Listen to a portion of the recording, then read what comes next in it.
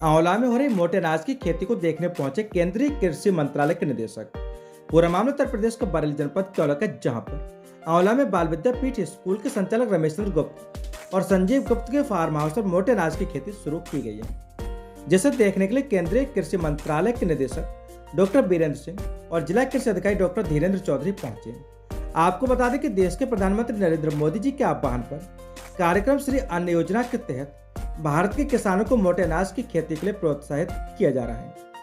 पुराने समय में मोटे अनाज की खेती की जाती थी क्योंकि मोटा अनाज शरीर को आवश्यक पोषक तत्वों को उपलब्ध कराते हैं। इसी को ध्यान में रखते हुए दोबारा से शुरू करने का प्रयास किया जा रहा है, जिसमें समाजसेवी डॉक्टर संजय सक्सेना के प्रयास से मोटे अनाज के बीज उपलब्ध कराए गए थे। उन मोटे अनाज की फसलों को संजीव गुप्त के खेतों में लगाए गए, जिसे देखने केंद्रीय कृषि मंत्रालय के निदेशक और जिला कृषि अधिकारी पहुंचे और काफी सराहना की। बातचीत के दौरान बताया गया कि सभी अनाजों में उपस्थित पोषक तत्व हमारे शरीर के लिए आवश्यक होते हैं। केंद्रीय कृषि मंत्रालय के निदेशक डॉक्टर बीरेंद्र सिंह ने सभी को रागी की फसल को ज्यादा से ज्यादा उगाने का आह्वान किया। डॉक्टर संजय सक्सेना ने सभी मोटे अनाजों में उपस्थित पोषक तत्वों के बारे में विस्तार से जानकारी दी। केंद्रीय कृषि मंत्रालय के निदेशक ने यह भी कहा कि इन मोटे अनाजों को बोते समय पूर्व पश्चिम समानांतर रेखाओं में बोना चाहिए, जिससे कि फसल का प्रोडक्शन अच्छा हो और हवा से फसल गिरे भी नहीं। मोटे अनाज अधिकतर ऑर्गेनिक होते हैं क्योंकि इनके लिए किसी भी केमिकल फर्टिलाइजर्स की आवश्यकता नहीं होती है। इनमें लागत भी कम आती है और इनका प्रोडक्शन रेट भी लगभग सही रहते हैं। सरकार ने इसको बढ़ावा दिया है। अगर किसान मोटे अनाज की खेती को अपनाते हैं तो एक बड़े रूप में इसके लिए मार्केट भी तैयार किया जाएगा। आज के कार्यक्रम में मोटे अनाजों की फसल जैसे कोदो, कुटकी, कोकनी, सामा, सरबती गेहूं, काकून, रागी, ज्वार, काला चावल और काला गेहूं की जानकारी दी गई। इसके अलावा समाजसेवी डॉक्टर संजय सक्सेना फसल को निकलवाने के लिए मशीन की शुरुआत भी कर रहे हैं।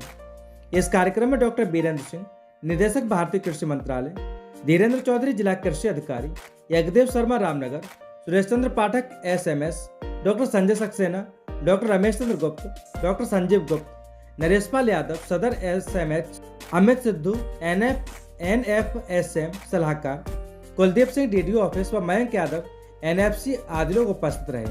सच से कनेक्शन के लिए आंवला से विशाल सक्सेना की रिपोर्ट। सर, जैसा कि आज आपने आंवला क्षेत्र विजिट किया है सर, तो आज विजिट करने का रीजन क्या था आपका? मैं डॉक्टर वीरेंद्र सिंह, मैं निदेशक हूँ यूनियन मिनिस्ट्री ऑफ एग्रीकल्चर में।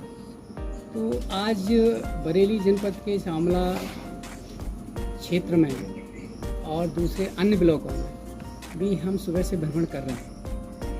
कल भी भ्रमण किया गया। तो मेरा जो मुख्य उद्देश्य भ्रमण का था वो ये रहा है कि जो विभिन्न केंद्र के प्रोग्राम, केंद्र पोषित प्रोग्राम इम्प्लीमेंट किए जा रहे हैं, जैसे नेशनल फूड सिक्योरिटी मिशन कार्यक्रम है, NFSM के अंतर्गत न्यूट्री सीरियल है, NFSM पल्सिस है, NFSM प्राइस है, मैकेनाइजेशन प्रोग्राम है, क्रॉप रेजिड्यू मैनेजमेंट है, जो विभिन्न सेंट्रली स्पॉन्सर्ड प्रोग्राम हैं, उनकी ज़मीनी हकीकत जानने के लिए मैं इस क्षेत्र में भ्रमण कर रहा हूँ। और किसानों के खेतों पर जो हम नई वैरायटी का बीज मिनी किट के माध्यम से दिए हैं, उसकी क्या परफॉर्मेंस है उसको भी देख रहे हैं कि कैसा किसानों के खेत में परफॉर्म कर रहा है।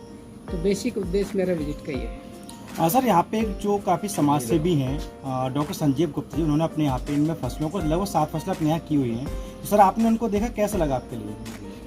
देखिए, ये न्यूट्री सीरियल्स हैं जी, और आप भी इस बात से अवगत होंगे कि वर्ष 2023 को हमारा जो देश है अंतर्राष्ट्रीय मिलेट वर्ष के रूप में मना रहा है। तो इसके लिए माननीय प्रधानमंत्री ने इसको अन्न श्री का नाम दिया है। तो ये जो न्यूट्री सीरियल हैं, इनके अंदर खनिज तत्वों की, विटामिन्स की, कैल्शियम, आयरन, इनकी बड़ी प्रचुरता मात्रा में पाए जाते हैं। तो ये उनके खाने के उद्देश्य बड़े ही स्वास्थ्यवर्धक हैं। दूसरा, इनको उगाने में बहुत कम खाद की ज़रूरत पड़ती है, कम पानी की ज़रूरत पड़ती है और अधिक लाभ देते हैं। तो इनको उगाने से हमारे किसानों की माली हालत भी सुधरेगी और उनका जो स्वास्थ्य प्रॉब्लम है, जो इसको खाएंगे उनको भी वो दूर कर सकेंगे। तो ये जो मैंने आज कार्यक्रम देखा है, यहाँ पे जो लगाए गए हैं, ये बहुत ही अच्छे हैं। मैं एक सुझाव देना चाहूँगा यहाँ कि आगे से जैसे रागी का है या आपके समा का है, ये इनकी अगर नर्सरी डालकर उसको लाइन में लगाएंगे तो इनकी पैदावार 15 से 20% ज़्यादा होगी। और रागी को विशेष कर ये ऐसे खेतों में लगाएं जिसके अंदर पानी ना भरता हो, क्योंकि रागी थोड़ा सा पानी सहन नहीं करती है। तो उन खेतों का चुनाव करेंगे तो अधिक पैदावार भी ले सकेंगे और अच्छी क्वालिटी का रागी और अन्य न्यूट्रिशन पैदा कर सकेंगे। सर, कौन सी जो क्रॉप है उसको प्रमोट करना चाहेंगे यहाँ पे? जैसे आपने कहा था यहाँ पे क्रॉप तो बहुत सारे, बट मोस्टली रागी के लिए आपने प्रीफर किया था। इस क्षेत्र में विशेषकर आमला का या रामनगर का जो क्षेत्र है, यहाँ पे रागी के साथ साथ ज्वार और बाजरा, ये दो और इसके साथ अच्छे से चल सकती। तो रागी, ज्वार एंड बाजरा, ये 3 क्रॉप जो हैं इनको मैं चाहूँगा कि क्षेत्र में बढ़ाया जाए। सर, रागी जो है वो इसका न्यू प्रोडक्शन है, न्यू क्रॉप है यहाँ पे, उसके लिए मार्केट की सर क्या व्यवस्था रहेगी उसके लिए, फार्मर्स के लिए? क्रॉप तो पहले भी होती थी, बट चूंकि अब लग रहा है कि किसानों के लिए नया वो है, इसकी जो इसकी न्यूट्रिटिव वैल्यू है और उसको देखते हुए आगे इसकी मार्केटिंग की कोई समस्या अभी नहीं होगी। सरकार भी इसमें आगे आएगी करने के लिए, और प्राइवेट प्लेयर्स इतने हम एफपीओज को दूसरे उनको आगे बढ़ा रहे हैं कि इसकी मार्केटिंग के लिए वो भी आगे आएंगे और परचेज कर सकेंगे। तो अभी हम जस्ट इसको शुरुआत कर रहे हैं, थोड़ा सा किसानों के भाई लगा के देख रहे हैं कि उनको थोड़ा मोटिवेट कर रहे हैं। तो इसकी मार्केटिंग की तो दिक्कत समस्या तब होगी तब ये लार्ज स्केल पर हो गया। तो अभी तो इसकी मार्केटिंग की कोई प्रॉब्लम ही नहीं है। सर, एक चीज़ होता है कि जो फार्मर्स होते हैं मोस्टली वो प्रोडक्शन रेट देखते हैं, उसका जो प्रोडक्शन रेट क्या हो रहा है, तो सर इसका प्रोडक्शन रेट जो रहेगा वो किस तरीके से रहेगा? इसको भी सरकार बिल्कुल सोचेगी, ऐसा नहीं है। लेकिन आज की तारीख में तो ये हाई वैल्यू क्रॉप है। आप देखिए इसमें कम लागत है और पैदावार उसको देखिए, रेट देखिए, इस समय रागी का कोई रेट ही नहीं है। आप मार्केट में जाएंगे आपको 300 रुपये में भी नहीं मिलेगा। तो आज की तारीख में तो रेट का कोई इशू ही नहीं है, बहुत अच्छा रेट है, अभी तो कोई ऐसा इशू है। फार्मर्स का सर मैसेज क्या रहेगा आपका? मैं फार्मर्स के लिए एक चीज़ कहूँगा कि एक तो इन फसलों को समय से लगाएं, दूसरा लाइन में लगाएं, और इनके अंदर फर्टिलाइज़र की बहुत कम आवश्यकता होती है। तो फर्टिलाइज़र उसी के आधार पर लगाएं जितनी इसकी आवश्यकता है। और इस एरिया में मैं फिर कहूँगा कि बाजरा, ज्वार और रागी, इनको अधिक से अधिक प्रमोट किया जाए। तो ये ऑर्गेनिक मतलब पैटर्न पे किया जा सकता है इनके लिए? हाँ, बिल्कुल किया जा सकता है। इनके लिए तो वैसे फर्टिलाइजर की बहुत कम आवश्यकता होती है, तो ऑर्गेनिक हो ही सकते हैं। Thank you sir. जैसा कि आज इस समय आप आंवला तहसील में और आंवला शहर में हैं, तो आप सर आज किस कार्यक्रम के अंतर्गत यहाँ पर आए हुए हैं? देखिए, ये आंवला का जो लगा हुआ क्षेत्र है, यहाँ पे हमारी इस वर्ष चूँकि 2023 को भारत सरकार द्वारा अंतर्राष्ट्रीय मिलेट वर्ष घोषित किया गया है, तो हम लोगों ने मिलेट्स को उगाने के लिए, मिलेट्स के प्रचार प्रसार के लिए और कुछ मिनी किट्स मिलेट की, जैसे कि रागी, कोदो, सावा, ज्वार, बाजरा, इनकी मिनी किट किसानों को उपलब्ध कराई थी। तो हमारे यहाँ पे संबंधित किसान हैं श्री संजय सक्सेना जी और श्री संजीव गुप्ता जी, उनके फार्म पे हमारे कई तरह के मिलेट्स लगे हुए हैं। तो उन मिलेट्स का भ्रमण करने के लिए हम लोग यहाँ आए हुए हैं, और ताकि इसके आगे भी प्रचार प्रसार हो सके और भविष्य आगे आने वाले सालों में भी इस मिलेट्स के अगले खरीफ के सीजन में भी अधिक से अधिक किसान मिलेट्स की खेती की ओर प्रोत्साहित हों। जैसा कि सर हम लोग केमिकल्स के टाइम में ज़्यादा मतलब रह रहे हैं, केमिकल्स का ज़्यादा फसलों में यूज़ किया जा रहा है, और आपने जो क्रॉप्स के नेम यहाँ पे काउंट कराए, तो उनका बेनिफिट्स क्या है इसमें? क्या किसान का यूज़ करे तो क्या सोच के करेगा? देखिए, ये सबसे बड़ा बेनिफिट है कि ये कम पानी चाहने वाली फसलें हैं, बहुत कम उसमें हो जाती हैं, ज़्यादा लागत नहीं लगती, कम लागत में होने वाली फसलें हैं। बारिश अगर नहीं, यहाँ तो ज़्यादा बारिश हो जाएगी तो ये इसमें नुकसान हो जाएगा, कम बारिश, बहुत कम बारिश में हो जाएगी। और विशेषकर आंवला का जो क्षेत्र है तो वहाँ इसकी संभावनाएं ज़्यादा हैं, और क्योंकि तराई का क्षेत्र नहीं है, ये हमारा दूसरा एक एग्रोक्लाइमेटिक जोन आ जाता है, इसलिए। इसके अलावा ये पौष्टिकता से भरपूर है। प्राचीन समय में हमारे भारत में शुरू में इन सब अन्नों का उपयोग किया जाता था, और इनमें कैल्शियम, जिंक, मैग्नीशियम जो हमारे स्वास्थ्य के लिए बहुत लाभदायक हैं, जो हमारी इम्यूनिटी को बढ़ाते हैं, जो हमारे जो वर्तमान में हमारे प्रचलित हैं गेहूं या चावल, उनमें नहीं मिलते। तो जैसे कि चावल की जगह हम समा चावल का उपयोग करें तो ज़्यादा पौष्टिक है। गेहूं के लिए गेहूं की जगह हम रागी है, कोदो है, कुटकी है, इनका प्रयोग करें तो ज़्यादा बेहतर होगा, जो हमारे स्वास्थ्य के लिए लाभदायक हैं। इनमें बहुत अच्छे पोषक तत्व मिलते हैं जो हमारे शरीर को स्वस्थ रखते हैं और हमारी इम्यूनिटी को बढ़ाते हैं। जैसा कि आपने जो यहाँ क्रॉप्स के नेम बताए और आपने बताया ये ट्रेडिशनल है, प्राचीन समय में चलती थी ये, तो वर्तमान में प्रेजेंट में किसानों के से जोड़ने के लिए आपको किस तरीके से मेहनत करनी पड़ रही है, किस तरीके से आप जोड़ रहे हैं किसानों के लिए? क्योंकि पहला वर्ष था और हम लोग केवल इस बार बीज तो उपलब्ध नहीं करा पाए, केवल मिनी किट के रूप में किसानों को कुछ बीज, कुछ गिने चुने किसानों को उपलब्ध करा पाए जो वास्तव में जिनको बो सकें किसानों को। लेकिन हम आने वाले वर्षों में इसको और प्रोत्साहित करके बीज के रूप में अधिक से अधिक किसानों को हो सकता है बीज सब्सिडी के रूप में उपलब्ध कराएं, जिससे कुछ एरिया इसका बढ़ सके। और सबसे पहले बहुत बड़ी ज़रूरत है कि जो किसानों ने इस साल ये फसल उगाई है उनका फसलों की उनको एक मार्केट मिल जाए ताकि ये फसलें उनकी बिक्री हो सके, जिससे अन्य किसान भी प्रोत्साहित होंगे कि इसमें कम लागत में अधिक मुनाफा हम कमा सकते हैं। सर इस समय क्या जो आपने क्रॉप्स के नेम बताए थे उनके बीज आप यहाँ पे एज ए सैंपल मतलब अवेलेबल है क्या? हाँ, ये हमारे पास कुछ हमने दिखाने के लिए रख रखे हैं। तो ये तो विशेषकर एक उसी से जुड़े हुए चीज़ें हैं कि गेहूँ, काला गेहूँ और काला चावल ये भी पौष्टिकता से भरपूर होते हैं क्योंकि इनका रंग काला होता है। बाकी हमारे पास ज्वार है, ये ज्वार है, ये रागी है, रागी बोलते हैं जिसे मड़ुआ बोलते हैं हमारे यहाँ की स्थानीय भाषा में।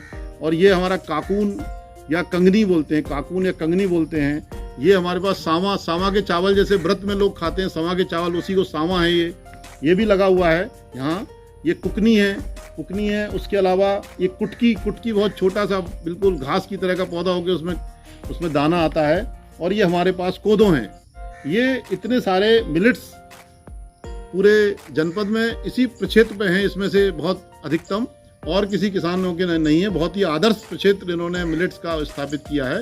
तो हम यहाँ आज इसी को देखने और दिखाने के लिए यहाँ उपस्थित हैं। जो इंडियन फार्मर्स उनके लिए आपका क्या मैसेज रहेगा? मैसेज ये है कि पारंपरिक खेती, गेहूं, धान, गन्ना की पारंपरिक खेती से थोड़ा सा अलग होके देखें कि अन्य जो हमारे पारंपरिक अनाज हैं उसमें भी बहुत सारी संभावना है। अगले 3 वर्ष तक मिलेट्स पुनरुद्धार योजना भी कृषि विभाग चला रहा है, जिसके अंतर्गत और बीज उपलब्ध कराए जाएंगे और इन अनाजों को बढ़ावा दिया जा रहा है, जिससे किसान लोग अपने कुछ क्षेत्र में इसको भी, मिलेट्स की फसलों को भी लगा के देखें, जिससे उन्हें कम लागत दिखे और अधिक से अधिक उनका अगर मार्केटिंग मिले तो अधिक से अधिक लाभ मिले। और निश्चित ही सभी के, पूरे देश के, पूरे किसानों के, पूरी जनता के इनके पोषक तत्वों को उपलब्ध कराकर उनको स्वस्थ जीवन दे सकें। असल लास्ट एक इम्पॉर्टेंट क्वेश्चन ये है कि अगर हम आज के फार्मर्स को देखते हैं तो मोस्टली क्या होता है, वो प्रोडक्शन रेट देखते हैं, उनके फसल में प्रोडक्शन रेट क्या होगा। तो क्या जो हम लोग के जो क्रॉप्स के नेम आपने बताए, क्या वो प्रोडक्शन रेट जो होगा वो आज की जो फसल किसान अदर उगा रहे हैं तो उसके अकॉर्डिंग क्या रहेगा इसका? नहीं, देखिए, ऐसा लागत भी हमारी इसमें कम हो रही है। हो सकता है कि वर्तमान प्रोडक्शन से कम आए, लेकिन हमारी लागत कम आ रही है। और इनको हम जैविक तरीके से लगाएं, इनमें बिल्कुल भी, जैसा कि यहाँ पे श्री संजय सक्सेना जी ने बिल्कुल बिना रसायन के और बिना खाद के, बिना उर्वरक के फसलें उगाई हैं, बिल्कुल लागत इनकी कम हो गई होगी और फसलों से। लेकिन इनकी जो मार्केट मिलेगी, क्योंकि आजकल बड़ा प्रचलन में बढ़ रहा है, जैसे मल्टीग्रेन आटा खाने लगे हैं लोग, तो इनका प्रचलन बढ़ रहा है, तो निश्चित है मार्केट में अधिक दामों में मिलेगा। भले ही प्रोडक्शन कम होगा शुरुआत में, लेकिन आगे जाने के बाद ये प्रोडक्शन बढ़ेगा, लेकिन मार्केट में अच्छे दाम मिलने से जो लाभ होगा वो अधिक होगा। Okay, thank you sir. Sir जैसा कि आपने एक नया यहाँ पे सिस्टम शुरू किया है फार्मिंग के सेक्टर, अगर हम बात करें तो जो मोटे अनाज के फसलें आप यहाँ पे उगा रहे हैं, तो आपको ये प्रेरणा कहाँ से मिली थी? देखिए, ये प्रेरणा हमको एक्चुअल में माननीय नरेंद्र मोदी जी प्रधानमंत्री जो हैं, उन्होंने श्री अन्न योजना को जब बताया लोगों के लिए, तो हमने उसको देखा पहले। तो ये मोटा अनाज जो है, रागी, कोदो, कुटकी, काकून, कुकनी, सामा, तो ये ज्वार, ये जो अनाज हैं, ये पुराने ज़माने में बुजुर्ग लोगों ने बताया मुझे, मैंने गांव में पूछा कि बड़े पौष्टिक से भरपूर हैं, डायबिटीज़ के लिए फ़ायदेमंद हैं। और ये उस समय जब गेहूं का भारत में उत्पादन बहुत कम था, तब किसान लोग इसको जीविकोपार्जन के हेतु और अपने खाने के लिए करते थे, और वो पौष्टिकता से भरपूर उन्हें अनाज मिलता था, प्लस वो स्वस्थ रहते थे। जो आम बीमारियां आजकल जो हो रही हैं उनसे वो बचे रहते थे। इसकी प्रेरणा मिलने के बाद मैंने डॉक्टर संजीव गुप्ता जी से, जहाँ मैं बैठा हूँ, ये सब उन्हीं के खेत हैं, मैंने उनसे अनुरोध किया। और वो भी एक प्रगतिशील किसान हैं, बाल विद्यापीठ स्कूल चलाते हैं, तो उन्होंने मेरे अनुरोध को स्वीकार किया। तो मुझे यहाँ जो जिला कृषि अधिकारी हैं मिस्टर धीरेन्द्र चौधरी जी, उनका और जो रामनगर में शर्मा जी, इनका सहयोग मिला। इन्होंने मुझे कोदों का बीज उपलब्ध कराया और मड़ुआ का बीज उपलब्ध कराया। अन्य बीज यहाँ जिला स्तर पे नहीं आए थे, तो उसको मैंने पूर्ण प्रयास करके लखनऊ से जाकर के उनको लिया और लाने के बाद यहाँ लगाया। एक बार बारिश में सब कुछ खराब हो गया, लेकिन एक सोच होती है कि आपको सफलता के लिए अगर बढ़ना है तो मेहनत करनी है। उसके अनुरूप आज आप देख सकते हैं कि यहाँ सारी फसलें जो हैं वो लहरा रही हैं और इसमें किसी प्रकार का कोई भी केमिकल, ना स्प्रे, ना कोई यूरिया, कोई खाद का उपयोग नहीं किया है। और हम भी यही चाहते हैं कि लोग इनका भरपूर उपयोग करें और स्वस्थ जीवन जिए।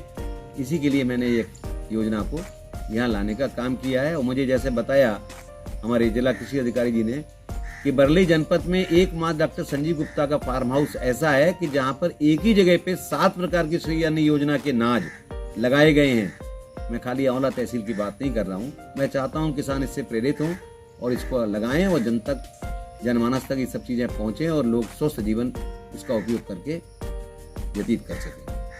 सर, जैसे कि अभी आपने बहुत सारी फसलों के नाम बताए जो कि हमारे प्राचीन काल में जो हमारे बुजुर्ग थे इन्हें उगाया करते थे, मगर आज के जो यूथ हैं वो इनके नाम नहीं जानते होंगे, वो केवल राइस और व्हीट यानी गेहूं और चावल के बारे में जानते हैं। तो क्या आप इन्हें एक्सप्लेन कर सकते हैं 1 बाय 1 करके सारी क्रॉप्स के लिए, जिससे वो अच्छे से बेटर तरीके से समझ पाएँ? देखिए विशाल जी, आपने बड़ा अच्छा प्रश्न किया है। मैं आपको बता दूं कि आप यूथ की बात कर रहे हैं, तो मैंने यहाँ आंवला तहसील के गाँव में पूछा तो मुझे मात्र एबव 85 3 या 4 बुजुर्ग मिले जिन्होंने मुझसे कहा कि हमने कोदो खाया है, हमने मड़ुआ खाया है, हमने कुकनी खाई है, हमने सामा खाया है, बस। लेकिन एक जानकारी जो कोदो के बारे में मैं बताऊं, ये मेरे हाथ में कोदो है। ये एक मिलेट से मोटा नाज है और इसके अंदर कैल्शियम की मात्रा बहुत होती है। और सबसे बड़ी विशेष बात है, ये भी एक प्रकार का चावल है। लोग पुराने जमाने में इसको पीस करके खाते थे आटे के रूप में, और ये चावल के रूप में भी उपयोग किया जा सकता है। ऐसे ही अगर मैं बात करूं, ये कुटकी के अंदर फाइबर बहुत है, प्लस मिनरल है, और ये बड़ा स्मूथ, बहुत चिकना बीज इसका होता है, और ये भी हमारे शरीर के अंदर जो है तमाम पोषक तत्वों की पूर्ति करता है। आगे की बात अगर आप मुझसे पूछना चाह रहे हैं तो ये कुकनी है। ये जो कुकनी के चावल हुआ करते थे, इसकी विशेषता ये है कि ये चावल बहुत छोटा सा होता है, और गांव वालों ने मुझे बताया कि इसको खाने के लिए हमको सब्जी या दाल बहुत चाहिए होती थी। लेकिन जहां तक मैं बात करूं विशाल जी, तो चावल शब्द से अगर कोई आता है तो उसकी जो क्वालिटी या उसके बारे में जो कहते हैं इसकी तासीर क्या है, तो चावल हमेशा सब प्रकार का दान ठंडा होता है, लेकिन कुकनी का चावल एक ऐसा होता है जो इसकी तासीर गर्म होती है और ये खाया जा सकता है। इसी प्रकार से आगे की बात करूं, सामा, जैसा कि हमारे जिला कृषि अधिकारी महोदय ने बताया, सामा के चावल बाजार में आज भी मिलते हैं, लेकिन वो सब केमिकल युक्त हैं। सामा के चावल हमारे यहाँ उपवास में खाए जाते हैं। हमारे भारतीय संस्कृति में 2 पखवाड़े ऐसे होते हैं, चैत्र और कुंवार के नवरात्र में अधिकतर लोग व्रत रखते हैं, तो ये उस समय उपयोग किया जाता था। तो आज की स्थिति में हमने इसको पैदा किया है, और ये भी अपने आप में, इसके अंदर एक और विशेष बात है कि ये ड्राई नहीं होता, ये हमेशा स्मूथ और चिकना होता है, जिससे पेट का डाइजेशन बढ़िया बना रहता है। और काकून ये प्रकार का एक मोटा अनाज है, जिसको मैंने कभी खाया नहीं है, लेकिन ये भी चावल की वैरायटी में आता है, मोटे अनाज में आता है। आगे की अगर हम बात करें तो रागी मड़ुआ, इसके बारे में तिगरा खानपुर और मतलबपुर में मुझे बताया कि मड़ुआ की रोटी हम लोग जब बनाते थे, इसको कूटने के बाद और इसकी बाद को पीस के रोटी खाने के बाद में, ये इतना गर्म होता है कि जाड़े में ही आप बाजरा जो खाते हैं लोग अधिकतर, अब पहले ये खाया जाता था। मड़ुआ की रोटी अगर व्यक्ति को डाइजेस्ट होना शुरू हो जाए तो वो जाड़े में लेहाप नहीं ओढ़ सकता, इतनी ऊर्जा प्रदान करता है, ये एनर्जी प्रदान करता है। और जिसका भी हीमोग्लोबिन स्तर कम हो, उसके लिए मड़ुआ बहुत बड़ा लाभदायक है, क्योंकि इसमें आयरन की मात्रा बहुत होती है। आगे की बात करें, ज्वार, ये हमारा जाना हुआ नाम है। पुराने जमाने में ज्वार खाया जाता था, कैल्शियम से भरपूर होता है, ज्वार के अंदर कैल्शियम बहुत होता है, तो ये पहले खाए जाते थे। और ये काला चावल है जो बिहार क्षेत्र में होता है, ये भी हमने अपने यहाँ किया था। शरबती गेहूं जो मध्य प्रदेश में ज्यादा होता है और ये भारत से एक्सपोर्ट होता है। डॉक्टर संजीव गुप्ता जी ने इस गेहूं को भी यहाँ किया। इसके आटे में फाइबर बहुत होता है, तो हमने वो मानव जीवन के लिए लाभकारी चीजों का उपयोग किया। मैं आपको एक जानकारी और दे सकता हूँ खोल के, बहुत से लोग चौंकते हैं, ये ब्लैक बीट है, काला गेहूं। काले गेहूं की एक क्वालिटी है कि एक तो इसमें फाइबर तो है ही, लेकिन इसमें आयरन की मात्रा बहुत है, और ये भी विदाउट एनी केमिकल फर्टिलाइजर ये हमने यहाँ पैदा किया डॉक्टर संजीव गुप्ता जी के सहयोग से, और ये भी एनीमिया के लिए बहुत लाभदायक है। और काला गेहूं और ये कुछ चीज़ें मैंने बताई, ये शुगर में भी बहुत लाभकारी है। ये मोटे अनाज के बारे में जो माननीय प्रधानमंत्री जी ने बताया है कि बहुत लाभकारी है, उसी के अनुरूप हमने इसको करने का प्रयास किया है।